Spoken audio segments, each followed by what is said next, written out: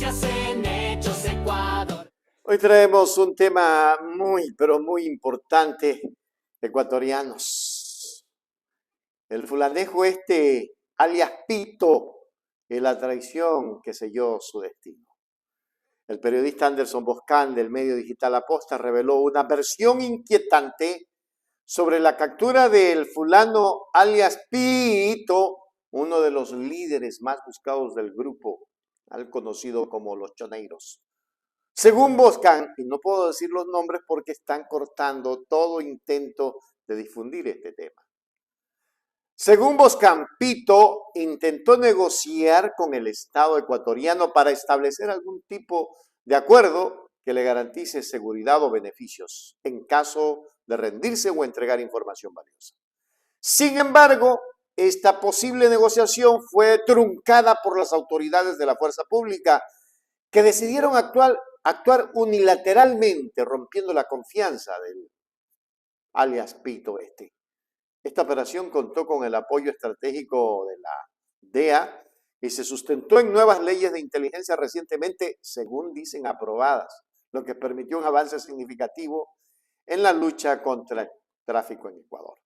Pero vamos a mirar todo lo que dice Anderson Boscan y venimos con la conclusión. Pito quería negociar con el Estado ecuatoriano. Sí, lo intentó. Se llevó finalmente la negociación. Fue traicionado por las autoridades de la fuerza pública después de haber ganado su confianza. Fue esta una operación de la DEA. Es el resultado de una labor de inteligencia producto de las leyes recientemente aprobadas. Fue una serie de hechos que desencadenaron finalmente en su captura. Te cuento un poco lo que sabemos y separemos un poco los hechos de los mitos. Adolfo Macías, alias Fito, fue capturado este 25 de junio, muy cerca de Manta, Manabí, en un búnker, como todos sabemos. El primer mito que rueda por allí es que la casa era suya. No es cierto. La casa era de Cristian Mendoza, un hombre muy cercano a el número uno de los choneros en los últimos tiempos, pero que no se encontraba en el radar de la policía, sin reales antecedentes, sin marcas de pertenencia a los choneros y de hecho funcionario público. Mendoza trabajaba para la Autoridad de Tránsito de Manta. Vamos a hablar de eso. ¿Por qué Mendoza trabajaba para la Autoridad de Tránsito de Manta? Bueno, existe un informe de inteligencia que data de finales del 2024, elaborado por la Policía Nacional, que identifica una red de funcionarios que trabajan para el municipio de Manta, pero no van al trabajo. Esto tradicionalmente ha existido en el Ecuador, se llaman pipones, y normalmente los pedían los políticos vagos para sus huestes, para sus aplaudidores, para sus apoyadores profesionales. Entonces se les concedía un sueldo a cambio de ningún trabajo. Bueno, los choneros entraron en esa modalidad igual que todas las demás bandas. Los tiguerones tienen gente metida en Esmeraldas y otras bandas en otras provincias y ciudades. Pero los choneros que controlan Manabí decidieron que Manta iba a ser parte del botín y metieron en la Autoridad de Tránsito de Manta a Cristian Mendoza, quien cobraba pero no trabajaba, pero además quien tenía acceso y control a los que sí trabajaban y estaban en vías y podían ver cuándo la policía entraba por las carreteras de Manta y cuándo la policía les pedía hacer coordinaciones, por ejemplo, para levantar a los de droga o para levantar camiones que transitaban con armas. Es un gran puesto el de la autoridad de tránsito. Mendoza no era el único.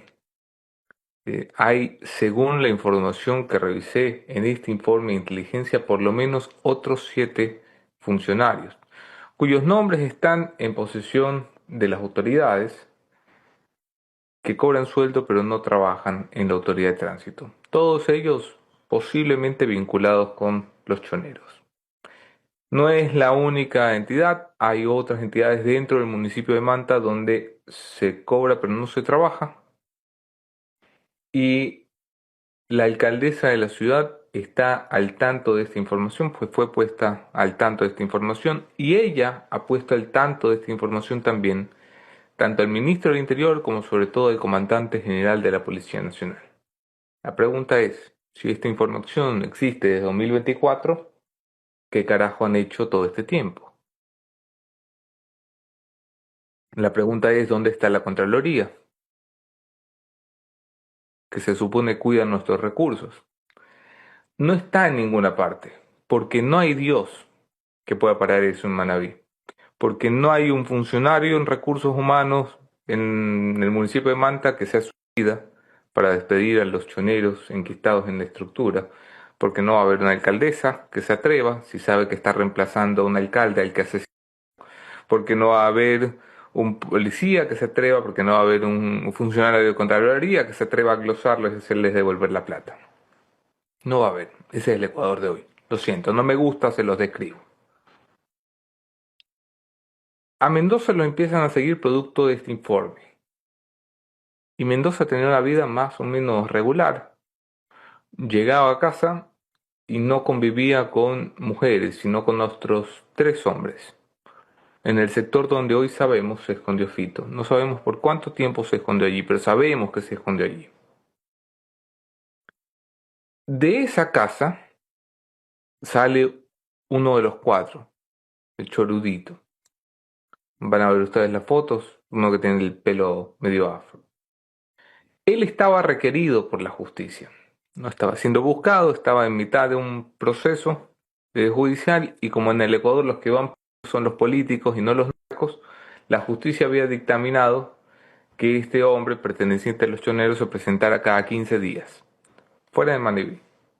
Cada 15 días el señor hacía un viaje a la fiscalía, se presentaba y al regreso hacía una parada que le pareció curiosa a los agentes de policía que tenían meses siguiendo a Fito. Paraba en la farmacia y en la farmacia compraba dos cosas que llaman la atención de los agentes. Leche de fórmula, no había niños en esa casa, y medicinas. El trabajo de inteligencia de campo determinó que las medicinas podían ser las que necesitaba Alex Fito. Fito tiene una condición médica doble. Tiene diabetes y glaucoma producto de la diabetes. Y tiene también hipertensión. Pero su verdadera necesidad urgente, además de la hipertensión, es la diabetes. La tiene que atender. Siguieron a este señor y llegaron nuevamente al mismo domicilio. Era un domicilio que estaba en la pista de la policía porque a finales del 2024 la pareja sentimental de Fito, Verónica Briones, si me disculpe todo esto lo digo yo de memoria, la señora Briones, quien es la pareja sentimental de Fito, no su esposa, sino su pareja sentimental, con la que tuvo luego a esta nena pequeña que estuvo el día del allanamiento. Fue detenida allí, fue detenida mientras visitaba esta casa en 2024. La policía estuvo allí en 2024 deteniendo a Briones por y no sabía que había un búnker. Y luego volvió en febrero y no sabía que había un búnker. Y luego volvió en marzo y no sabía que había un búnker. Ustedes me dirán, ¿cómo que no sabían? Bueno, llevaron las herramientas especiales, eh, me parece que se llama densómetro, la herramienta que utilizan, y ni siquiera el densómetro fue capaz de darles una idea de que en ese lugar al que estaban mirando había un búnker. Pero encontraron en esa casa medicinas vinculadas a la glaucoma, la hipertensión y la diabetes, ropa de niña, juguetes de niña y una piscina con una muy particular estructura. Tenía un techo abierto sobre el cual se podía correr también un techo que lo cerraba. Uno puede sospechar muchas cosas en inteligencia, pero la verdad es que uno no está del todo seguro. Mientras la policía seguía los rastros de Fito. Te lo digo yo, por un lado la ULCO, por otro lado inteligencia y por otro lado los policías en Manta. Fito ponía a andar tres caminos para llegar al gobierno. La primera vocera que intentó llegar al gobierno es conocida por las autoridades ecuatorianas, se llama Claudia Garzón. Fue una de las que participó en la comisión de pacificación creada por Guillermo Lasso para intentar que se pacificaran las bandas del crimen organizado. Es decir, cuando Lasso decidió que el Estado se sentara a negociar con el crimen organizado, una de las pacificadoras fue Claudia Garzón, una mujer con mucha experiencia en cárcel. Luego salió salpicada en el caso Metástasis y desconozco cuál es su futuro judicial. Pero Claudia fue probablemente la primera en intentar llevar un mensaje al gobierno y decirle Fito quiere entregarse. Ese mensaje, hasta donde conozco, fue rechazado.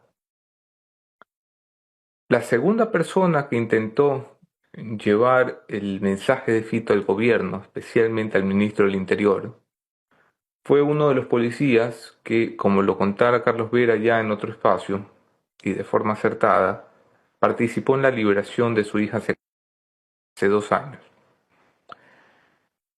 Llevaron un mensaje que parecía imposible. Fito quería evitar la extradición, Fito quería que se le devolvieran sus bienes, Fito quería que se dejara su familia por fuera, Fito quería ser nada y no tener ninguna consecuencia. El gobierno se negó a participar en la negociación. Hubo un tercer intento de negociación en el que Fito buscó a los policías locales de Manta y les dijo que su única pretensión ya era que se respetara su vida. Esto habrá sido 2 meses antes de la captura.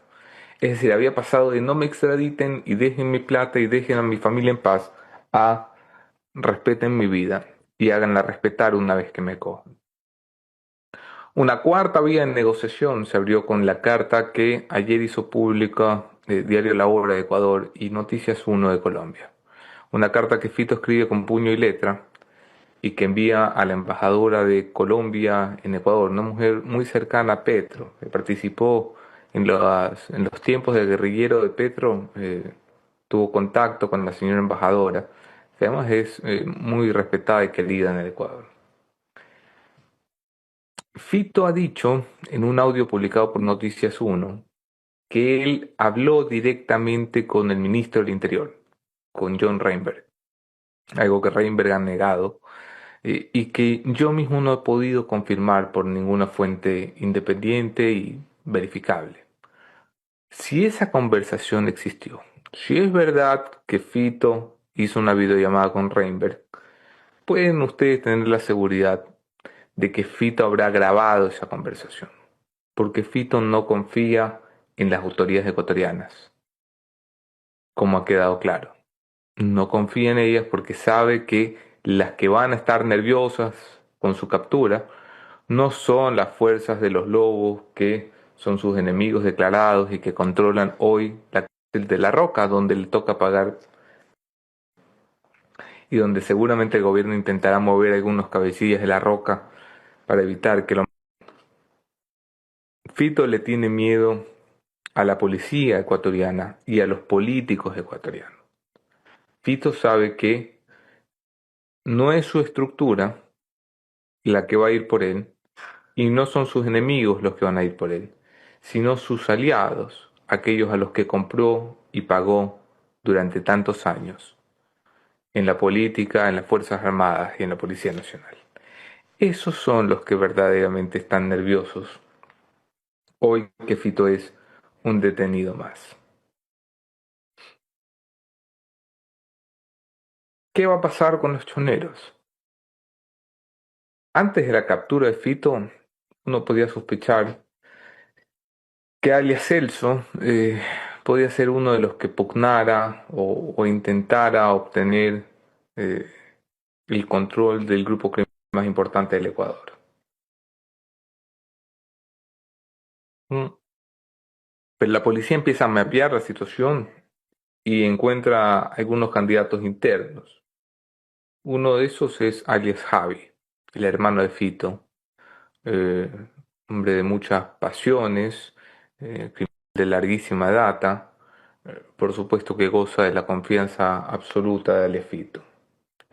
Y el otro es alias Dani Villa, que, que hace poco sufrió un atentado con alias Toñito, uno de los sobrinos de Fito, y que ha sido considerado por la policía siempre como un hombre clave dentro de la estructura y la organización. Podría también el poder recaer sobre Adolfo Macías Jr., Adolfito, o Fito Jr., como lo conocen algunos. El hijo de Fito, que está lo suficientemente grande como para que la organización lo quisiera involucrar en el negocio, algo que la policía cree es poco probable o poco posible. Y existe el nombre de un señor Carlos Cornejo, cuya identidad no está todavía identificada, que podría ser también uno de los aspirantes a sucesor. Eh, ¿Por qué es tan importante? ¿Por qué la policía se molesta tanto en hacer estos escenarios y mapear estos nombres? Porque se sospecha que hoy casi la mitad de los puertos está en control de los choneros. Tanto el puerto de Manabí, pero sobre todo el puerto del Oro, e incluso algunos puertos en Guayaquil, podrían estar directamente en control de los choneros. Con mucho énfasis, el puerto en el Oro, donde alias Celso y otros han hecho dominio y territorio, y algunas minas, especialmente en el sur del país. Que suele ser un momento de incertidumbre, se convertirá pronto en un momento porque los lobos muy seguramente querrán aprovechar la ventaja que les ha dado la captura de Fito para tratar de imponer su ley y rescatar del dominio de los choneros algunos de los puertos que controlan el pase de la costa en Ecuador. Mientras esto sucede, por supuesto, vamos a tener una muy accidentada comunicación en los próximos días, porque verán ustedes como muchos empezarán a sumar con fuentes misteriosas, poniendo el ojo lejos de la versión oficial. El gobierno ha negado una negociación con Fito. Yo creo que el gobierno no miente en eso. Creo que es claro que Fito quiso negociar. Es comprobable, pero de momento, y lo lamento para quienes esta información los decepcione, no hay ninguna razón por la que tengamos que pensar que hubo una negociación con Fito. Va a ser muy sencillo. Si Fito tuvo una negociación con el gobierno, su extradición no se va a dar. Estas cosas, muchachos, es como la tos. Son muy difíciles de ocultar.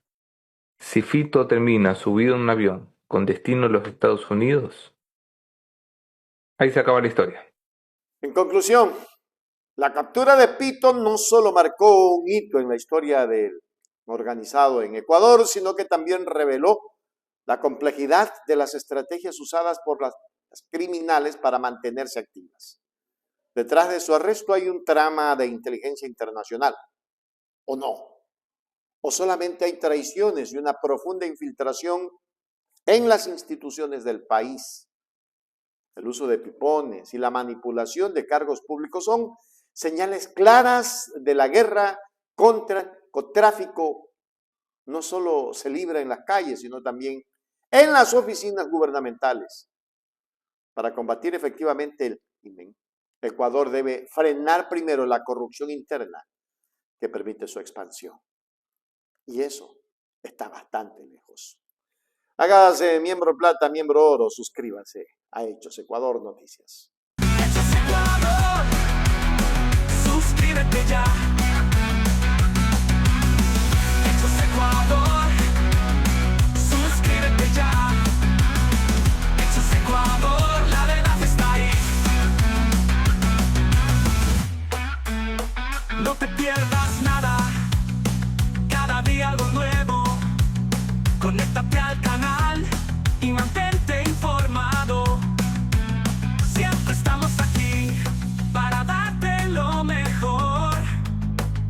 Hechos Ecuador, claro, la verdad sin temor. Hechos Ecuador.